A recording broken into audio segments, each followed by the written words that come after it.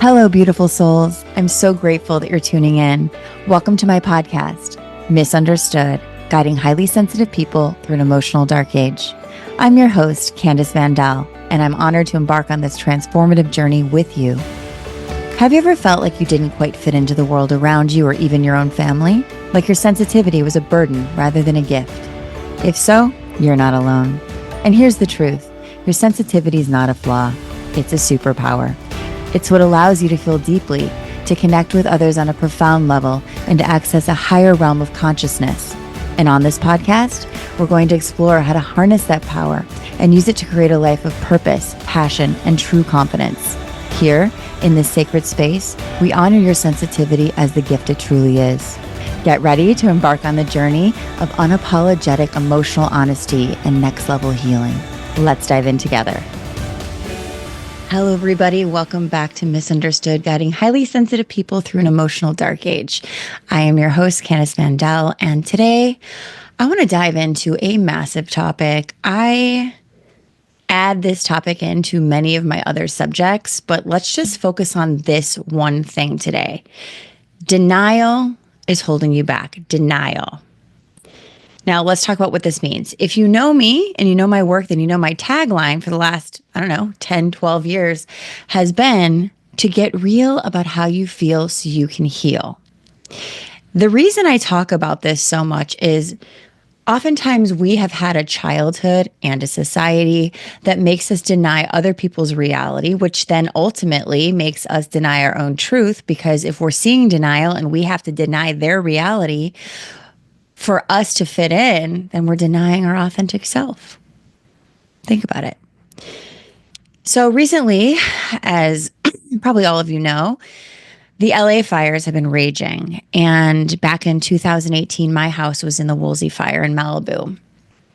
And that was life-changing.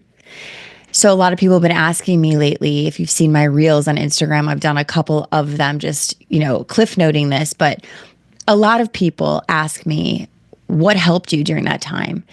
And when I realized what helped me during that time, which I will share, I also realized what didn't. And it's all to do with denial. What helped me during that time was people checking in and saying, wow, this is really hard. We will get through this. What didn't help me is people that had a lot of toxic positivity. Oh, at least you're alive. Yeah, I know I'm alive. And I know I'm grateful for that. Oh, you'll rebuild. It'll be a rebirth. There's a time and a place for that. But when we deny the current reality, we can't come into full acceptance and healing of trauma.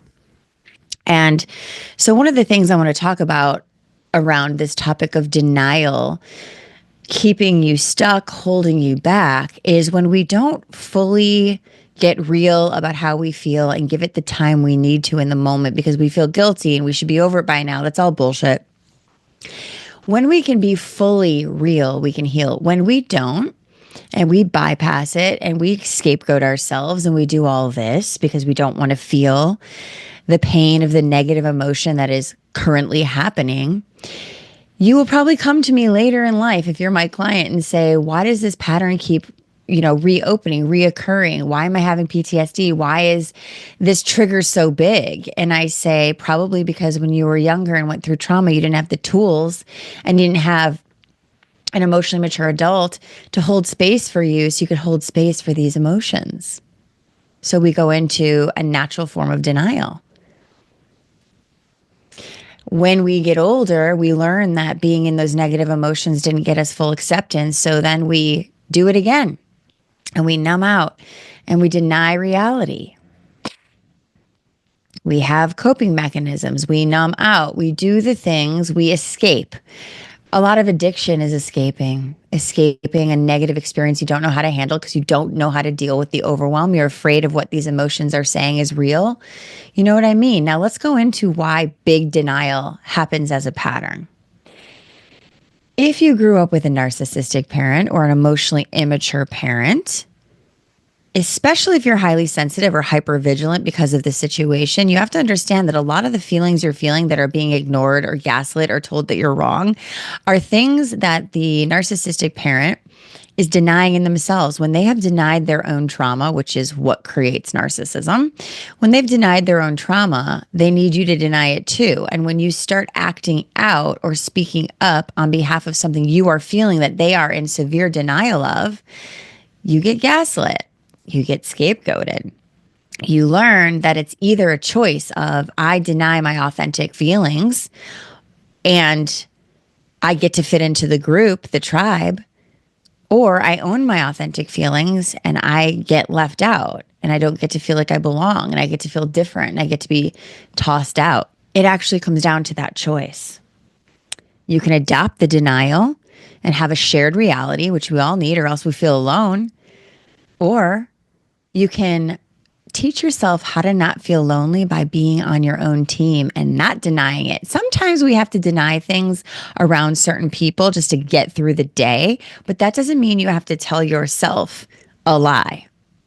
We always have to be real about how we feel to stay aligned with self and guidance. When we start to deny emotions, we're also denying guidance.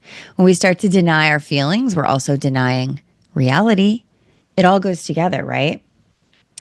So one of the things I was saying this week about the LA fires is, and you know what? A lot of comments came in around, my therapist said that. My therapist said that. It's wrong. It's so wrong. And I'm like, it is wrong. The therapists that they were talking about tell you to jump right to forgiveness. No, absolutely wrong. It wouldn't be true to say, oh, I had all this trauma and I forgive. What? No, you absolutely don't forgive. You're lying. You're not being real about how you feel. People are trying to protect you from feeling bad. That is the worst thing you can do. Feeling bad is a natural, healthy thing. Identifying with that is not. What I mean is, when you feel bad, it doesn't mean you are shamed and should feel the shame. You shouldn't believe what the emotion is saying, but you have to feel it to heal it. You have to feel it to let it go, to free it, to help it integrate into your beingness, to be back into the present moment. If you have a bunch of things in denial in your body, you're not present. Part of you's in the past, stuck back there, holding you back. The process is, this is the shit that happened to me. This is how I feel about it. I have many clients I'm helping out right now who have discovered they have narcissistic parents, because if you find yourself in a toxic romantic relationship or boss-client relationship or friendship, it's because you have unhealed trauma from childhood and it's playing out in relationships, because relationships are your mirror to the parts of you that you are in denial of. So when we talk about this and people say, you know, I want to go no contact, but I shouldn't. I should just get over it. It was so long ago. I say, well, you don't have to do either of the above. But what you do have to do is be real about your feelings today. You might be angry for a year, and that's valid. You might forgive them in 5 years, and that's okay. If you say, I'm so angry and my inner teen is coming out and raging, but I'm forgiving them, I've forgiven them, I say, bullshit, or you wouldn't have that rage. Forgiveness comes when you've made peace within. When you make peace with what within and what has happened, you see that you are free. And when you are free, then you can free others. Do not free others before you're free, or you feel like a caged animal for something someone else did. It's like if someone does a criminal act to you and you don't get the justice of them going to jail. Put them in jail until you feel better and then unlock the cage. Don't put yourself in jail and set them free. You're going to be real pissed at yourself. You're going to internalize that again. You have to be upset. You have to be sad. You have to grieve what you didn't get, what you did have and lost. You have to do that. If you do a bypass and go straight to forgiveness, you're completely lying to yourself. You're not validating yourself. You're not giving yourself justice that you need to feel peaceful. Think about living a life of injustice. That's what you're doing. So if you want to be free from these blocks, if you want to not be held back anymore, you have to stop being in denial. I love it when people tell me, oh, I look in the mirror all day and I say how lovely I am. I'm like, but you're fucking lying. Sorry about language. I get passionate. You're lying. You don't love yourself right now. One client was like, yeah, I know, but if I say it, I will. I go, no, if you say it, you're gaslighting yourself, lying to yourself, your inner child's never going to trust you. Truth is how we build self-trust. Look in the mirror and say, I don't love myself at all. In fact, some days I hate myself. I don't like my hair. I don't like whatever the hell it is. Say it. And I say, and I'm really upset about that. I wish that it was different. And I'm going to do all I can to learn to love myself. And now I don't, but I want to. Truth. Your guidance will open up a little bit more, but you got to be consistent with it. When I teach inner child work, I teach a daily, consistent, structured approach to healing so that you can build on the momentum of building trust. You don't trust someone that shows up and says, I'm Santa Claus, and then Santa Claus never comes back. You trust Christmas because Santa Claus comes every single Christmas. You got to show up every single day in your truth, or at least try to. And then when you find that you're in denial and you're like, oh my gosh, oopsie, apologize to yourself and try better. Say, actually, I said this, but the truth is this. Nobody else is going to hear you. This is about you and you. One of the things that comes up a lot in my inner child healing classes is people say, you know, he, my little guy, she, my little girl, her, it, we. In the integration phase, this is what it looks like. When you first start inner child work, you're going to call your little one he or she. You might call it it to start. Then you might adapt a little bit of familiarity and call it he or she. Then it will be us because we're together. And then it will be me, I. I don't think about my inner child as separate from me anymore. I just know we're one because I got her back. I live for her. I listen to every dang thing that I hear and I'm honest about it. This is integration. People wonder, like, how do you get wise? Where does the wisdom come from? Where's the clarity of emotion come from? It comes from being in truth. You might say, well, everyone has a different truth. Great. Figure out what yours is and be honest about it. Denial is the number one thing that creates self-abandonment, that creates distance and unalignment. If you want to live a synchronistic, aligned life, you have to be honest. You don't have to be perfect. Everything doesn't have to go good all the time. That's a lie. It doesn't. Shit happens all the time, even in my own life. I had a friend of mine said to me earlier today, she said, wow, I really look up to you for being able to share with your community during the fires and stuff, especially when you're going through your own personal stuff. Because that's my friend and she knows. And I go, you know what? I just share my stuff out loud and it helps me too. I use what happens to me to fuel my purpose. That's the key, right? Pain turns into purpose if you use it wisely by being honest. When I go through stuff, I don't tell my groups, my life's perfect. I'm like, I'm going through this, guys. And you know why they love it? Because I'm guiding them as I'm going through it. I'm guiding myself. I don't have like a catastrophe that happens in my life and I'm like, oh my God, I'm screwed. I say, what can I get from this? How can I up level? How can I bring more of my power forward? How can I step back and become more wise instead of maybe ego? What is it that I can do? How is this serving me? I never think something's happening to me to hurt me or punish me because that's not how the universe works. That's how humans work. I don't ever think that. I always think, ooh, this is a challenge. It just happened recently. I had like 5 freaking things pop up. Dog issues, right? Business stuff came up. Personal stuff was coming up. A move coming up that has now become pretty complicated. And I was down for a day. I was like, what the absolute hell is this? And then I was like, oh, I'm being prepared.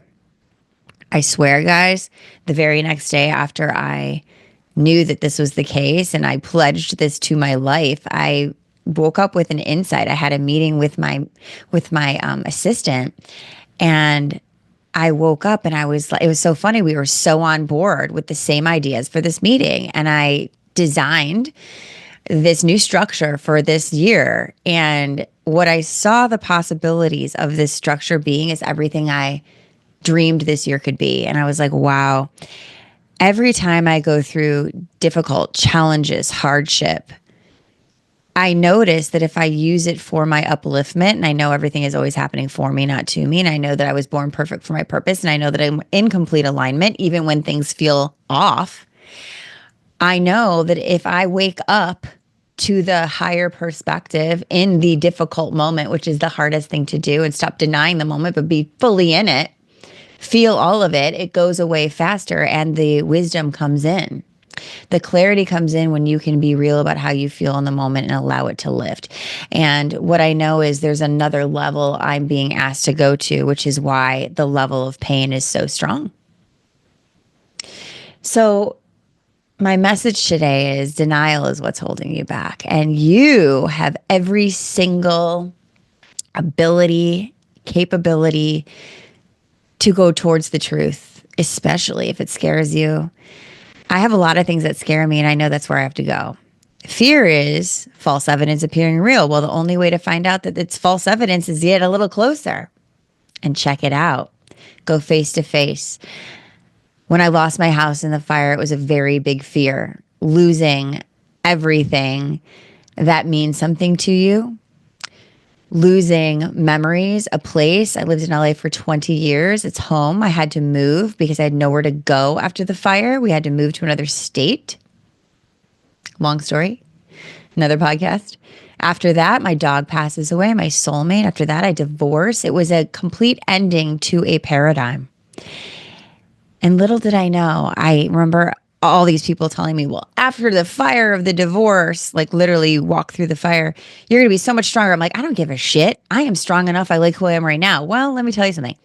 Who you are before really hard things doesn't go away. She just gets better. You just get more discerned. I remember a friend of mine after my divorce, I hadn't seen her for a while, and I came back and she goes, if you get any stronger, I don't know what's going to happen. I said, oh, I'll be getting stronger. You just integrate more and more. You just align more and more, guys. So my message is absolutely to go towards the thing you need to deny, the thing you think you need to deny. Go towards the thing you are denying. Go towards the thing. Why are you denying it? Because you're afraid. You don't want to see it. You don't know. You don't want it to be true. Whatever it is, go towards it.